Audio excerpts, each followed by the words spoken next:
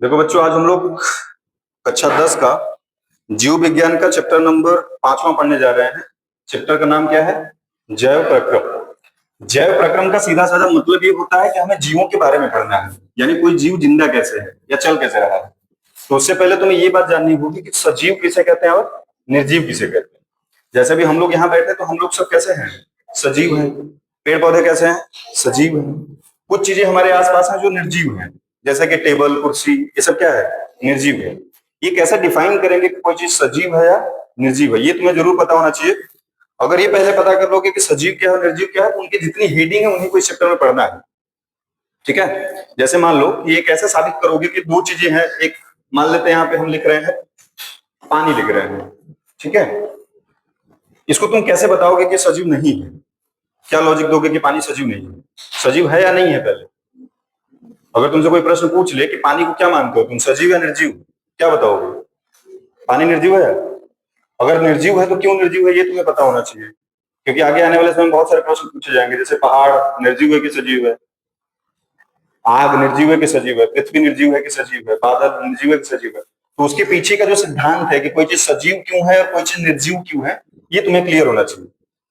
तो कुछ टॉपिक है जिनको बेसिकली याद करना है। ऐसे हैं तो बहुत सारे पॉइंट, मगर अगर कोई चीज सजीव है तो उसमें जो पहली चीज होगी उसमें होगी कि वो अपने लिए क्या करता होगा?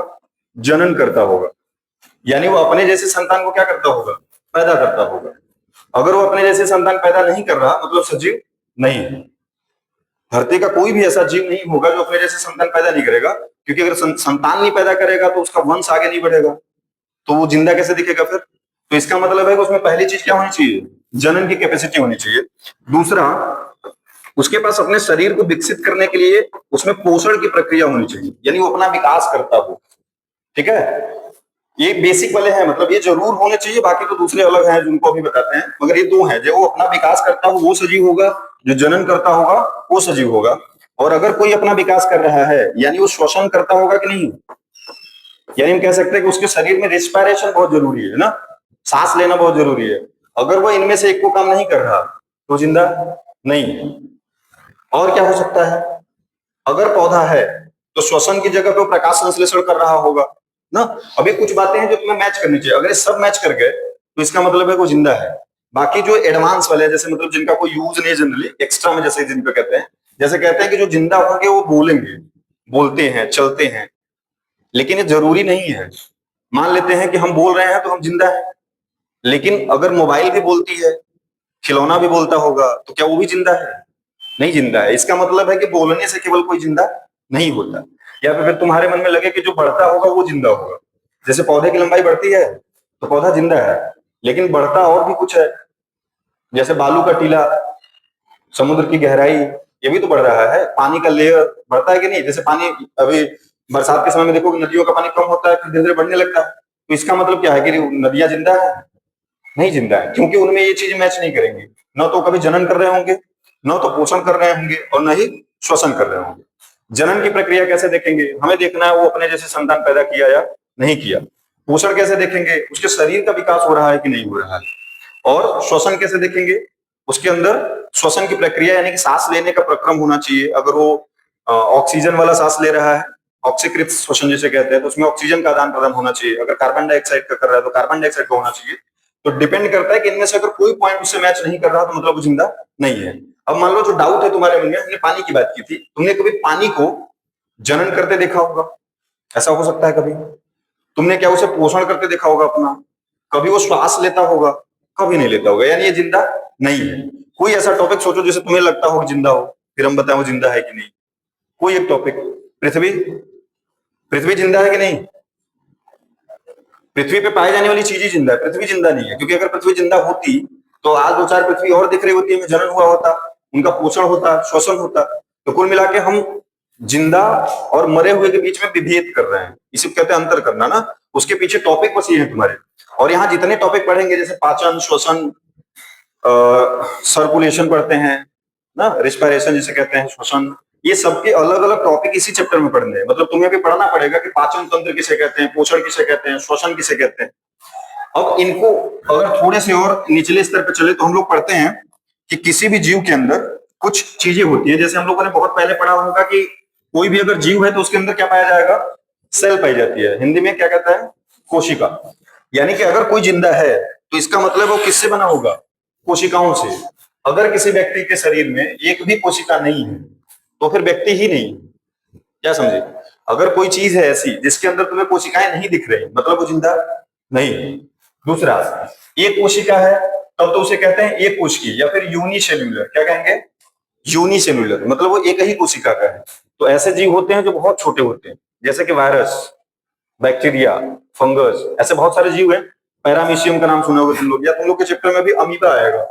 इसमें आता है अमीबा, मतलब इतना छोटा है जिसकी कोई संरचना नहीं है, इनको आंखों से देखा नहीं जा सकता। फिर इन्हीं में बहुत सारी जब कोशिकाएं मिलती है तो बनता है मल्टी सेल्यूलर, यानी कि बहुकोशिकीय कहते हैं उसको, यानी एक से अधिक कोशिका है। अब जैसे तुम एक केवल एज्यूम करो कि हमने यहां पर एक कोशिका ड्रॉ की है, दिख रहा है वहां से? नहीं दिख रहा है ना। मान लो कि एक कोशिका का जीव है, ये हमें आंखों से दिखाई नहीं देगा, लेकिन अगर ऐसी ही कोशिकाएं ऐसे बहुत सारी यहां पे आ जाए, ऐसे हजारों कोशिकाएं आ जाए, तो क्या लगता है, दिखेगा कि नहीं दिखेगा? दिख जाएगा। यानी अगर कोई जीव एक कोशिका का है तो हमें आंखों से दिखाई नहीं देगा, लेकिन अगर उसके अंदर हजारों, करोड़ों, अरबों, खरबों कोशिकाएं आ जाए तो हमें दिखाई देगा। हमारे शरीर यही होता है, हमारे शरीर में कोशिकाओं की संख्या जो है बहुत ज्यादा है, ट्रिलियन में संख्या है, अरबों खरबों कहेंगे। यानी इतनी कोशिकाएं हैं कि हमें आंखों से देखा जा सकता है। तो अगर तुम्हें ये अनुमान लगाना हो कि कोई जीव एक कोशिका का है कि बहु कोशिका का, तो तुम्हें बस इतना देखना है कि तुम्हें नॉर्मल आंखों से दिखाई दे रहा है कि नहीं दे रहा है। अगर तुम्हें नॉर्मल आंखों से नहीं दिख रहा है तो एक कोशिकी होगा, अगर दिख रहा है तो बहु कोशिकी होगा। यानी कि कोशिका जिसके अंदर है वही सजीव है। एक बेसिक चीज कि अगर सेल है तभी वो क्या है? सजीव है। क्योंकि हमारी सभी सेल ये सारे काम करती हैं। एक सेल से दूसरा सेल बनता है तो उसे कह दिए जनन। सेल डिवीजन पढ़ोगे तुम लोग, भी आगे क्लास 11 में जाओगे तो पढ़ोगे कोशिका विभाजन ना, तो उसमें तुम पढ़ोगे कि एक कोशिकाएं जो होती हैं अपने आप को बांट करके दो या दो से अधिक में बढ़ जाती हैं, तो इन्हें कहते हैं कोशिका विभाजन। यानी कोशिका ने क्या किया? जनन किया, पोषण। कोशिकाएं अपने आप को विकसित कर रही है। अगर यह दो में बट रही है मतलब अपने आप को विकसित की होगी तभी तो बटी है। तो अपना क्या किया उसने? पोषण किया। कोशिकाएं श्वसन भी करती हैं, जिन्हें कोशिकीय श्वसन कहते हैं। हमने सांस लिया तो क्या हमने थोड़ी सांस लिया, हमने सांस लिया कहाँ गया? लंग्स में। लंग्स से चल के ब्लड में, और ब्लड से चलता चलता चलता कहाँ गया? कोशिकाओं के पास। यानी अंत में श्वसन कौन करता है? कोशिकाएं। तो कुल मिलाकर के सबसे छोटी चीज जो हमारे शरीर में जीवित है कौन है? कोशिका। इसलिए इसको कहते होंगे फंडामेंटल यूनिट ऑफ लाइफ, यानी हमारे जीवन की मूलभूत इकाई है। अगर किसी के जीव में कोशिका न हो तो उसको सजीव नहीं मान सकते। कम से कम एक कोशिका होनी चाहिए। और कोशिका का तुम लोग पहले पढ़े तो उसके कुछ सिद्धांत भी पढ़ाए जाते हैं कि हर कोशिका किसी न किसी जीवित कोशिका से पैदा हुई है। जैसे मान लो कि तुम्हारे शरीर में कभी तो ऐसा रहा होगा कि एक कोशिका बनी होगी, कभी ऐसा रहा होगा कि तुम एक कोशिका के रहे होगे।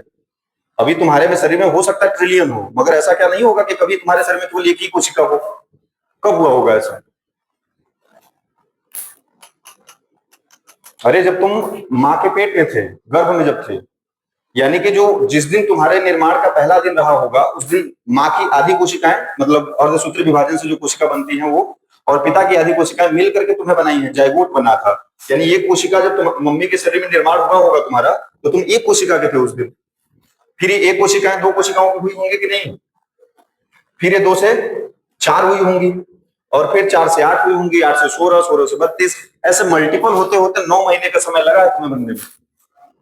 लगता है ना? यानी कि ये जो पूरी प्रक्रिया है इसमें हम कहते हैं कि हम जो बने हैं हम भी किसी की कोशिका से बने हैं। किसकी कोशिका से? मम्मी पापा की। यानी कोई भी कोशिका पहले से किसी न किसी कोशिका से ही निर्मित होती है। अब अगर ऐसा तुम लॉजिक लगाओगे तब फिर जीवन कहां से आया, तो अलग कहानी है। क्योंकि सोचो कि धरती पर फिर पहली कोशिका कहां से आई होगी? अगर सारी कोशिकाएं किसी न किसी से बन रही हैं तो धरती पर पहली कोशिका कहां से आई? क्वेश्चन बनता है। इसको तुम लोग थोड़े बाद में पढ़ना, अभी कक्षा 12 में पढ़ोगे तुम लोग जीवन की उत्पत्ति, ठीक ना? वहां पढ़ेंगे कि जीवन की उत्पत्ति कैसे हुई होगी। अब देखो समस्या ये है कि उतने साल पहले हम लोग भी नहीं थे, तुम लोग भी नहीं थे, कोई वैज्ञानिक भी नहीं रहा होगा, तो ये सच में बता देना कि जीवन की उत्पत्ति कैसे हुई थी लगभग संभव नहीं है। जितना रिसर्च किया जाता है उसके आधार पर जो सिद्धांत दिए जाते हैं या अपनी मतलब सोच बनाई जाती है, उसके हिसाब से ये था कि पहले धरती बहुत गर्म रहा होगा, तो लगातार बारिश हुई होगी, उसकी वजह से इस पे गैसेस बनी होंगी, भाप बना होगा, उनमें धीरे धीरे केमिकल डेवलप हुए होंगे, कार्बन, हाइड्रोजन, हीलियम, मीथेन, ऐसे गैस बनी होंगी, और वो गैस फिर जाकर के आनुवंशिक पदार्थ बने होंगे, डीएनए, आरएनए। सबसे पहले आरएनए बना होगा, ये सब उम्मीद है, ऐसा नहीं कि कोई देखा है, कहते हैं ऐसे। आरएनए बना होगा, आरएनए ने फिर धीरे धीरे कोशिका डेवलप की होगी, और इसीलिए कहते हैं कि जो पहला धरती का जीव रहा होगा, मानते हैं ऐसा, वो कौन है? वायरस। क्योंकि वायरस ना तो सजीव है और ना ही निर्जीव है। अगर ये तुमसे पूछे, क्योंकि तुम सजीव और निर्जीव दोनों पढ़ रहे हो, तो तुमसे अगर ये पूछा जाए कि सजीव और निर्जीव के बीच की कड़ी कौन है, क्या बताएंगे?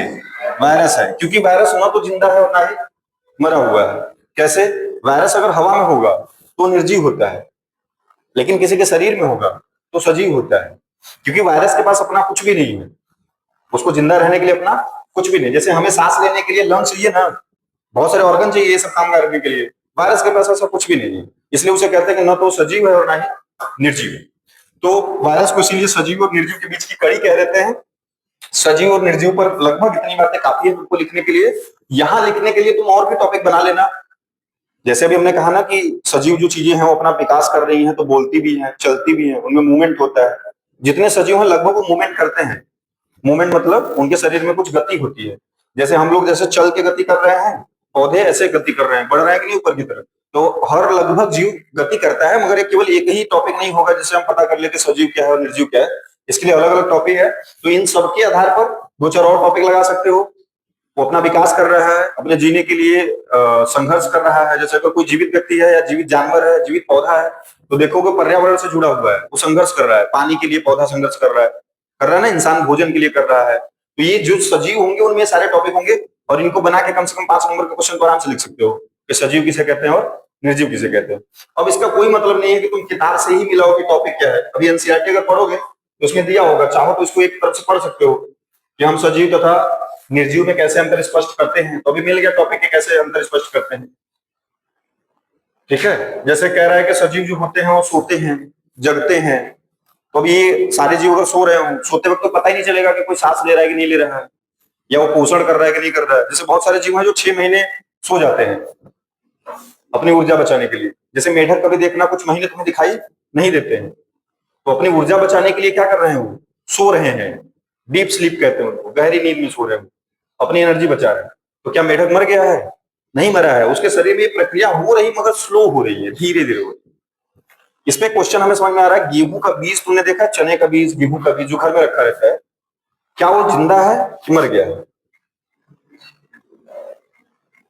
गेहूं का बीज, चने का बीज, प्याज, आलू, ये सब जिंदा है कि मर गए? क्यों जिंदा है? क्योंकि अगर उनको कुछ दिन रख दे तो उनमें से अंकुरण हो जाएगा। गेहूं में थोड़ा पानी डाल दो, देखो सब गेहूं जम गए। यानी वो सब जिंदा है, लेकिन उनमें जो ये प्रक्रिया चल रही है ना, ये वाली जनन वाली, पोषण वाली, श्वसन वाली, ये क्या हो चुकी है? धीमी गति पे हो गई।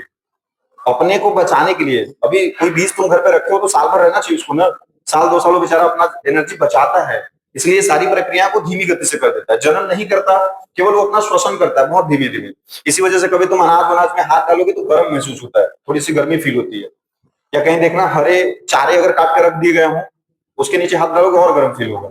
या जैसे बरसात के मौसम, अभी जो धान होगा, धान की खेती होने के बाद जब काटते हैं ना पुआल, उस पुआल को तुम कभी हाथ डाल के देखना, अंदर भूसा में हाथ डाल के देखना, क्योंकि वो पौधा ग्रीन था, जिंदा था। तो वो जब कटा होगा तो भी सांस ले रहा होगा कुछ दिनों तक।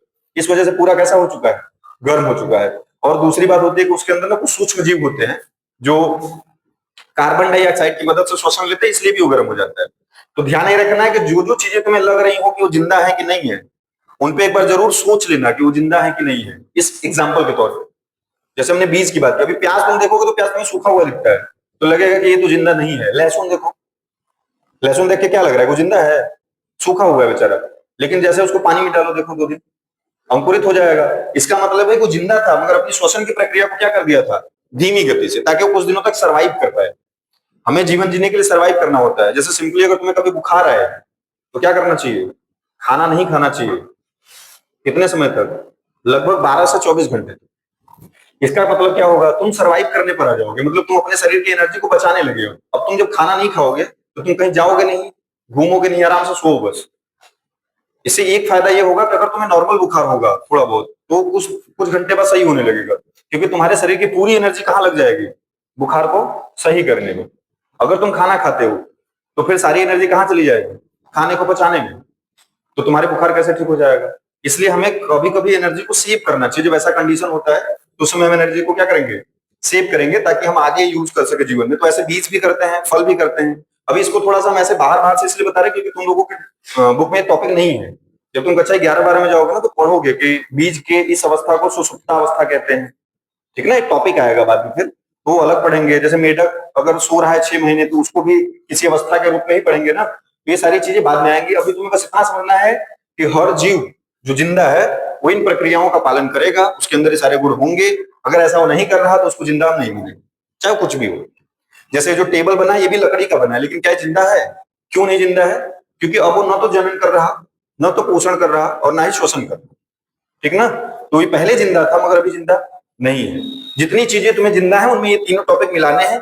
मिल गया तो अच्छी बात है, नहीं मिला तो कह देंगे कि ये जिंदा नहीं है। ठीक है।